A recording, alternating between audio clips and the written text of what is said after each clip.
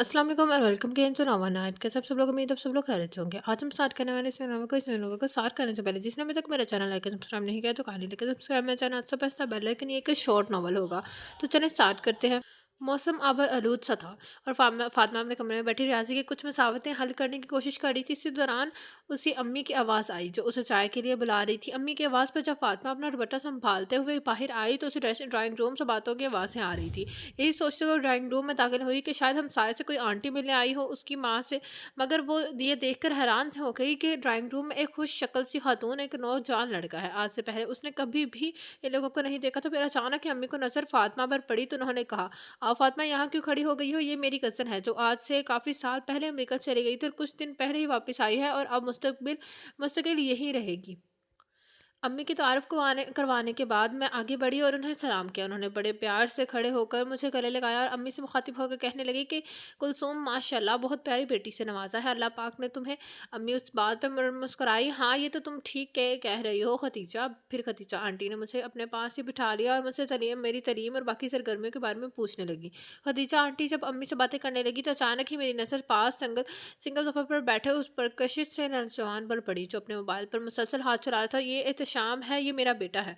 Khadija aunty ने मेरी नज़रें उस पर महसूस करते हुए कहा। उस तो उसने फ़ौरन ही नज़र उठाकर देखा। अस्सलाम वालेकुम फातिमा, कैसी हैं आप? मैं अचानक एकदम से अपना नाम उसके मुंह से सुनकर हैरान हो गई मगर अगले ही लम्हे खुद को नॉर्मल करते हुए बोली, वालेकुम अस्सलाम, मैं बिल्कुल ठीक हूँ। मैं ठीक हूँ। मेरे इस जवाब पर वो मुस्कुराकर मेरी तरफ देखते हुए फिर से मोबाइल की स्क्रीन पर उँगलियाँ चलाने लगा। फिर खदीजा आंटी अम्मी से दाद लेने लगी तो अम्मी रात के खाने तक रुकने पर इसरार करने लगी मगर खदीजा आंटी ने ये कहकर माज़रत की कि वो जल्दी आएँगी और और खाना ज़रूर खाएँगी, जिस पर अम्मी उन लोगों से मिली और उन्हें दरवाज़े तक छोड़ कर आई।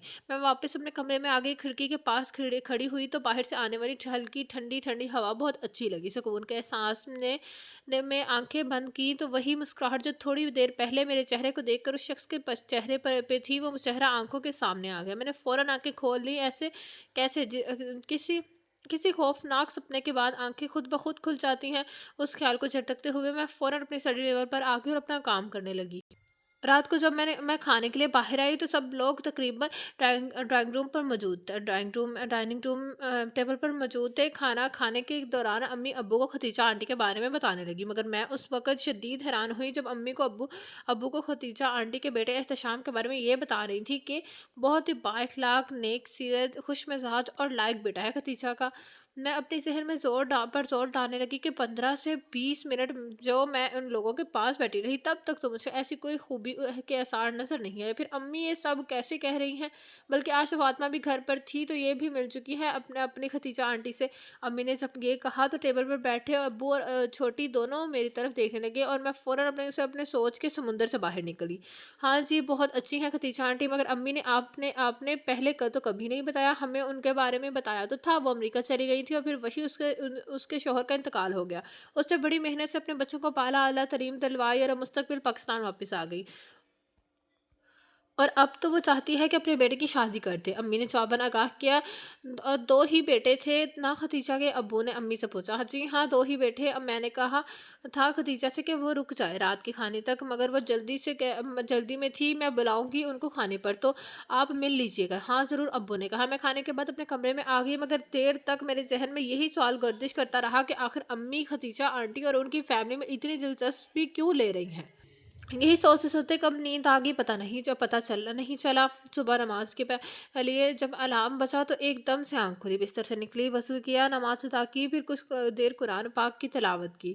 बाहर लॉन में निकली तो हल्की-हल्की ठंडी हवा बदन से टकराने लगी। कुछ देर लॉन में ठहर कर फूलों को मुस्कुराता देखकर हर तरफ ज़िंदगी की खूबसूरत रंग नज़र आने लगे। मैं अपने कमरे में आई और फ़ौरन ड्रेसिंग रूम में चली गई। जल्दी से तैयार हुई और अपनी किताबें और बैग हाथ में लिए सीढ़ियाँ उतर रही थी कि ख्याल आया कि मोबाइल तो शायद कमरे में ही साइड टेबल पर भूल आई हूँ। दोबारा वापस पलटी, मोबाइल उठाया और नाश्ते की टेबल पर पहुंची। नाश्ते के बाद अब्बू ने मुझे और छोटी दोनों को ड्रॉप किया।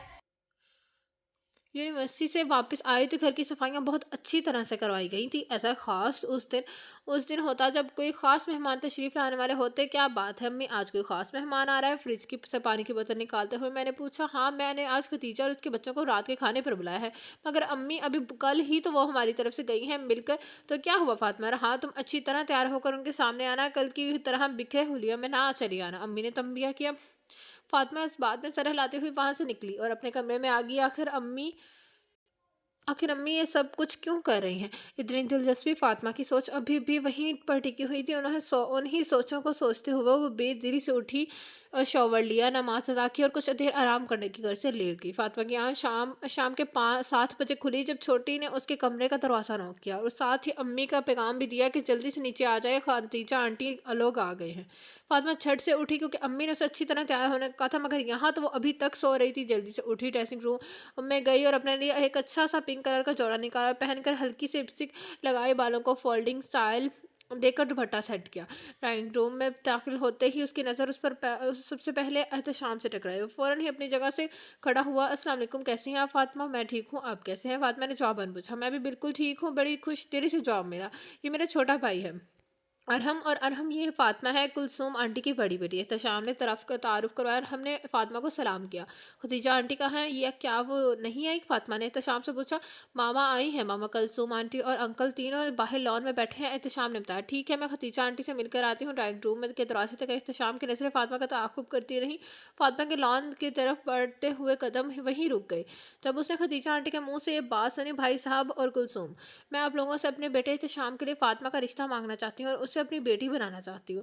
یہ بات سنتے ہی فاطمہ الٹے قدموں پلٹ رہی تھی کہ چھوٹی نے اس کا ہاتھ پکڑا۔ فاطمہ کی ہلکی سی چیخ نکلی، مگر جب اس نے چھوٹی کو دیکھا تو غصے سے بولی، کیا بدتمیزی ہے ریبا؟ بدتمیزی تو نہیں ہے اپی، میں نے تو اس لیے آپ کو روکا ہے کہ آئے ہم دونوں احتشام بھائی لوگوں کے پاس بیٹھتے ہیں، کیا سوچتے ہوں گے کہ وہ دونوں کے مہمانوں کو بلا کر اکیلا بٹھا دیتے ہیں؟ اریبا نے کہا۔ سوچتے ہیں تو سوچتے رہیں، تم جا کر بیٹھ جاؤ، فاطمہ نے کہہ کر کچن کی طرف بڑھی۔ ابھی فاطمہ خدیجہ آنٹی کی بات پر الجھی ہوئی تھی کہ پیچھے سے احتشام نے آواز دی، فاطمہ کیا سوچ رہی ہیں آپ یہاں اکیلے میں؟ کچھ نہیں، بس ایسے ہی بوکھلائے ہوئے لہجے میں فاطمہ نے جواب دیا۔ اس سے پہلے کہ احتشام کچھ کہتا خدیجہ یہ کہتے ہوئے اندر داخل ہوئی، کیا باتیں ہو رہی ہیں بھائی؟ فاطمہ نے چونک کر دیکھا تو خدیجہ آنٹی مسکراتے ہوئے ان دونوں کو دیکھ رہی تھی۔ فاطمہ نے انہیں سلام کیا، جس پر ہمیشہ کی طرح انہوں نے بڑی محبت سے فاطمہ کو گلے لگایا۔ ڈائننگ ٹیبل پر خدیجہ نے فاطمہ کو اپنے ساتھ والی کرسی پر بٹھایا۔ احتشام بالکل فاطمہ کے سامنے والی کرسی پر براجمان تھا۔ احتشام کی نظریں مسلسل خود پر محسوس کرتے فاطمہ پہلی دفعہ نروس ہو رہی تھی، جس پر احتشام محظوظ ہو رہا تھا۔ یقیناً وہ جانتا تھا کہ آج ان کے آنے کی وجہ کیا ہے، ورنہ پہلی ملاقات میں تو اس نے فاطمہ کو نظر اٹھا کر نہ دیکھا تھا۔ کھانے کی میز سے اٹھتے ہی فاطمہ نے منظر سے غائب ہونا چاہا اور کچن میں آ گئی۔ فوراً پانی کا گلاس بھرا اور ایک ہی سانس میں ختم کر دیا۔ آج پہلی دفعہ اس کا دل یوں دھڑکا جیسے خوشی کے ساتھ کسی طوفان کا آنے کا بھی اندیشہ ہو۔ مہمانوں کو رخصت کرنے کے بعد جو سب اپنے اپنے کمرے میں جا چکے تھے، فاطمہ بھی اپنے کمرے میں تھی، مگر نیند اس کی آنکھوں سے کوسوں دور تھی۔ ایک دم سے آج اپنے لیے بات سن کر وہ عجیب ہی خیالوں میں چھت کو گھور رہی تھی کہ موبائل کی بیل نے یہ سلسلہ توڑا۔ کوئی انجان نمبر تھا۔ فاطمہ فوراً غور سے اسکرین دیکھنے لگی۔ کال بند ہو چکی تھی۔ دوبارہ کال آئی تو فاطمہ نے کاٹ دی۔ 4 سے 5 دفعہ یہی ہوا تو 7ویں دفعہ کا کال نہیں بلکہ میسج آیا، میں احتشام علی، پلیز کال اٹینڈ کیجیے۔ فاطمہ بھی اسی بات پر حیران تھی کہ اس کا نمبر کیسے احتشام کو ملا کہ کال پھر آ گئی۔ فاطمہ نے کال اٹینڈ کیا اور بغیر کچھ بولے فون کان کے قریب لے گئی۔ السلام علیکم، کیسی ہیں آپ؟ احتشام کی آواز فاطمہ کے سماعتوں سے ٹکرائی۔ وعلیکم السلام، میں ٹھیک ہوں، قدرے الجھے ہوئے لہجے میں فاطمہ نے جواب دیا۔ آپ یقیناً یہی سوچ رہی ہوں گی کہ آپ کا نمبر میرے پاس کہاں سے آیا؟ تو یہ جناب آپ کا نمبر میں نے اریبا سے لیا ہے۔ اگر آپ کو ناگوار گزرا ہو تو معافی چاہتا ہوں۔ احتشام سارے سوال اور جواب خود ہی کر چکا تھا۔ خیریت اس وقت فون کیا؟ فاطمہ نے پوچھا۔ بس نیند نہیں آ رہی تھی، آج تو سوچا آپ سے پوچھ لوں کہ کیا آپ کو بھی نیند نہیں آ رہی خوشی سے، یا آپ صرف محبت یک طرفہ ہے اور خوشی بھی؟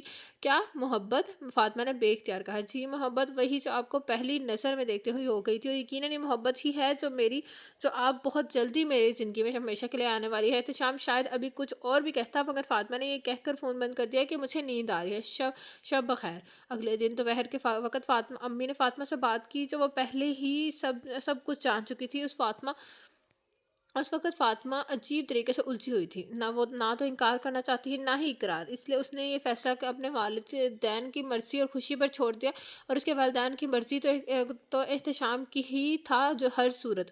منگنی کی تیاریاں شروع ہو چکی تھی، کیونکہ خدیجہ آنٹی نے کہا کہ وہ منگنی پہلی اور شادی 1 مہینے کے بعد کرنا چاہتی ہے۔ منگنی میں بے شک خاندان کے چند افراد ہی شامل تھے اور منگنی بڑی سادگی سے کی گئی تھی، مگر کیوں کر دونوں گھرانوں کی یہ پہلی خوشی تھی، اس لیے سب بے حد خوش تھے۔ منگنی کے چند روز بعد یہ شادی کی تیاریاں عروج پر تھی، کیونکہ شادی بڑے دھوم دھام سے کرنی تھی، اس لیے سب انتظامات بڑے شاندار طریقے سے کیے جا رہے تھے۔ شادی کی ہر شاپنگ میں فاطمہ اور احتشام کو ضرور ساتھ لے کر جایا جاتا تھا کہ ہر چیز ان کی مرضی اور پسند کی خریدی جائے۔ اس سارے دورانے میں فاطمہ کو اپنے والدین کی پسند میں کوئی بھی خرابی ڈھونڈنے سے بھی نہ مل سکی۔ ہر وہ بات جو فاطمہ کو بری لگے وہ احتشام کو کبھی اچھی لگ ہی نہیں سکتی تھی۔ اس کی ہر بات بن کہے سمجھ جانا، اپنے سے زیادہ اس کا خیال رکھنے کی کوشش کرنا، شاید یہی فاطمہ کے بن دیکھے خوابوں کی تعبیر تھی۔ تو یہ تھا ایک چھوٹا سا ناول جو تھا ایک لڑکی کے لائف کا۔ اور کیسا لگا آپ سب کو یہ ناول کمنٹ باکس میں ضرور بتائے گا، اور جس نے ابھی تک میرا چینل لائک سبسکرائب نہیں کیا تو کہانی لائک سبسکرائب میرا چینل سے بیل آئکن۔ آپ لوگوں سے ملاقات ہوگی کل ایک نیو ناول کے ساتھ۔ اللہ حافظ۔